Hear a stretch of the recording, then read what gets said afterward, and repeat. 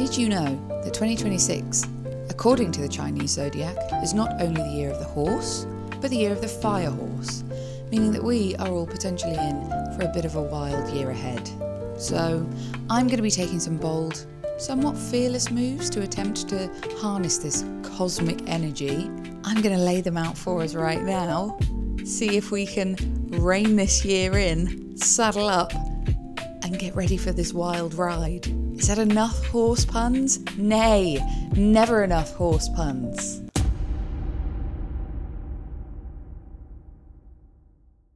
Oh God, I'm sorry. I've filmed this intro about 10 times and that was the best one I've come up with, so we're sticking with it. Hello, I'm Sarah.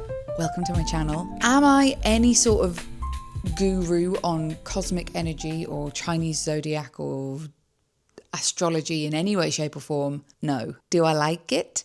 Yes. The reason I'm interested in it this year and feeling particularly empowered by it this year is because when I looked at last year, it kind of helped make sense of a lot of what was going on for me. The back end of last year, from June onwards, was a bit crazy for me.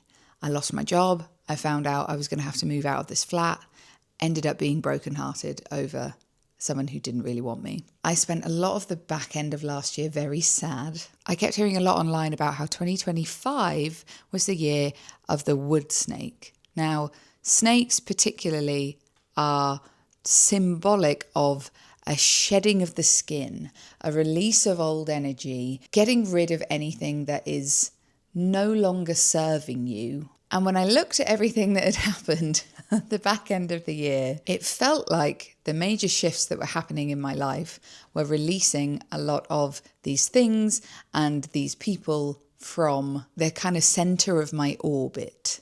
Also knowing then, when I dug a little deeper into it, that this coming year was the year of not only the horse, but the fire horse has imbued me with a sense of motivation and positivity in a way that is quite difficult to explain. There's something that feels very reassuring about the fact that this year is meant to be about momentum. Any plans that I had started to make for my life were going to get that boost of momentum that meant that they were going to realize themselves as long as I stayed focused, has made me feel really good about 2026 so far. I am taking a number of different bold moves.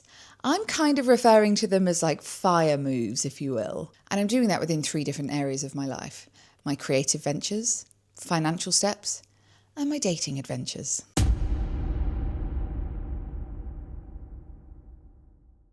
You know from the last video that I put out there that being creative this year is super important to me. And therefore, not only am I planning for it, but I'm prioritizing it. How I'm tackling all of these projects, whether they be in real life, content creation on YouTube or TikTok, or my writing projects, ensuring that I'm doing what I can to make incremental gains. I don't mean that I'm concentrating on one thing for a prolonged period of time and that's my only focus. I know that that doesn't really work very well for me as a person or my personality. I need variation, and therefore being able to create bits of content on certain days, have conversations with people about in real life projects on other days is all part of the fun and the process for me. So pushing all of these different areas along in small little increments, so I can see by the end of a month that I've made 4 more videos, I've gained however many more subscribers, I've got however many more followers on TikTok because I've made however many videos on there, and I have managed to put a first draft of a business plan together, and I've written another episode of the Digi series I want to make. Like, making sure that I'm keeping all of these things ticking over, for me, is a really pleasing way to be able to keep momentum behind all of these creative projects. My second fire move is all about financial steps.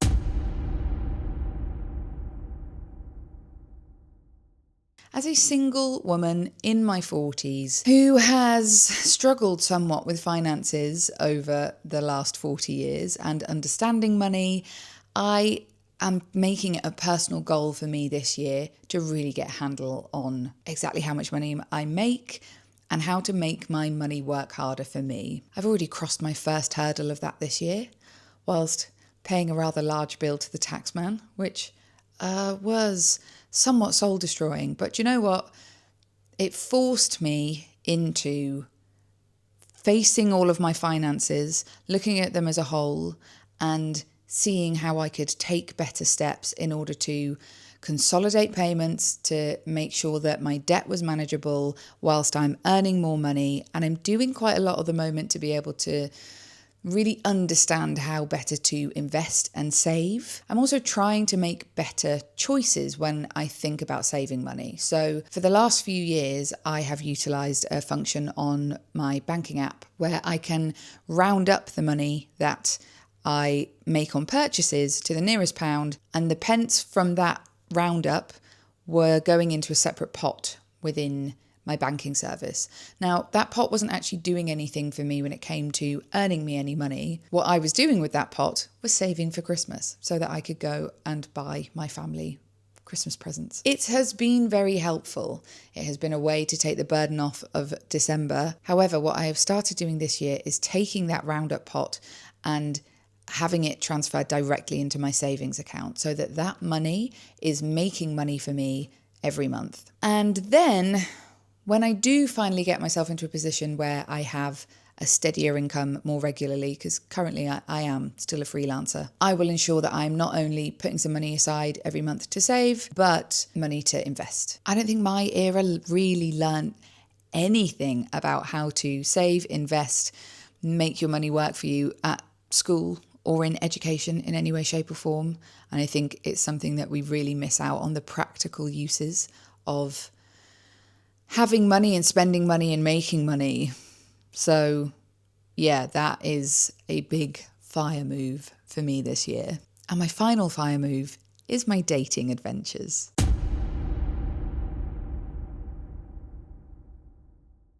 I'll be honest, the start of 2026, dating has not been a priority for me. I haven't really been in a position where I have been going out and meeting new people, and I really haven't been enamoured with the apps at all. They kind of hurt my soul a little bit. And the more that I talk to friends and I talk to people about them, it kind of feels a little bit like the dating apps have had their day, finally. Ultimately, what I am craving and what I'm seeing more and more on social media and kind of within the conversations I'm having in friendship groups with great single friends is that craving for real life in-world experiences. And so one of the things that I'm going to be doing this year is utilise some of the new apps that have been coming out that are more focused around creating environments where people can meet like-minded people and see what develops naturally. If anything, it's going to give me experience of putting myself out there, and that is never a bad thing. But hey, it could lead to me finding the love of my life, so that would be wonderful. A couple of apps I want to try straight off the bat. 222. I have been signed up since the back end of last year, haven't actually gone on one of their meetups yet. They curate people and experiences. Maybe 5 or 6 of you will go for dinner and or drinks at a great place in London.